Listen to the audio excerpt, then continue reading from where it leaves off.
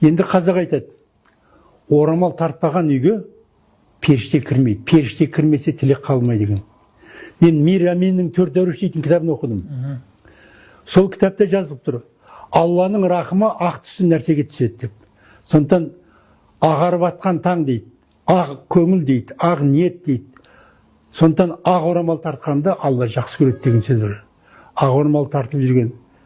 Ал енді жалпы адамның этикасында, эстетикада әйелдер ауқат істегенде жалаң бастырмау керек. Басында орамалы болу керек.